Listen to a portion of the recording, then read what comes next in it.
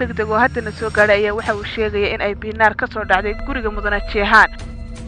waxaanay ahayd macallimada carruurta waxbarta ilaa iyo hadda lama xaqiijin arrintaas siday ku dhacday laakiin waxaana soo gaadhay in ay gabadhaasi dhimatay wixii wara soo kordhana kala soco honkebel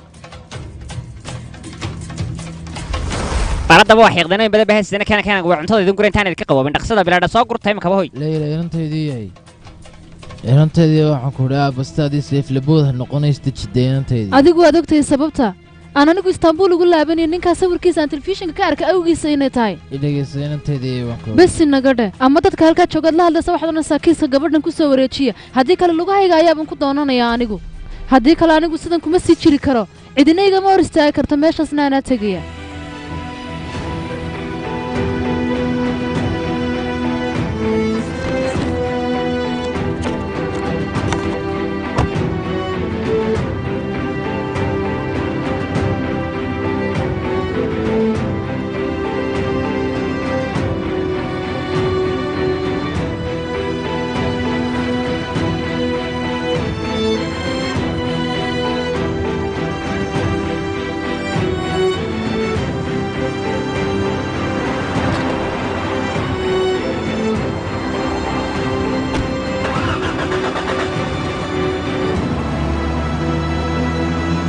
mudanayaashaad shaashadda kala socoteen hadda waxaa soo gaadhay goobta shilka uu ka dhacay ciidamadii sidoo kale wax jawaaba lagama hayo faamiliga jihaha karadaan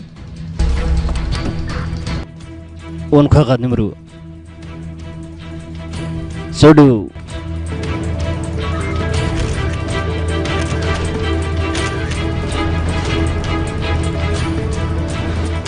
runahaantiisa wuxuu dhaceen ma garanaya anigu iyadoo xagga sare qab ka soo tiro dhulka taalun baan ku war helay adeer wax kale ma garanayo arrin adeer dadka markay soo yaaceen qof meesha wadhan uma arko anigu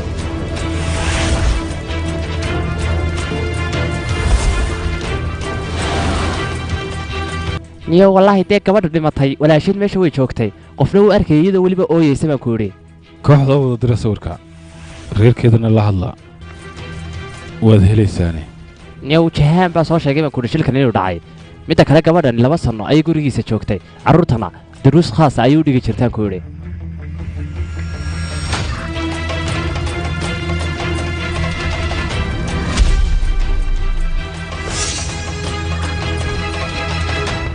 macquul maaha masaasoo dhan baad shaqadaada u jeceshay wakhtigan waxaad dhiganayna sanun baad ahayd laakiin sayimka waxay la tahay in gabadh laguu dhiso ciyaalkaaga ayaad ku mashquulaysaa shaqadana waad ka jeesanaysaa markaa dee warhay yaa hadlaya baleega mad bilowday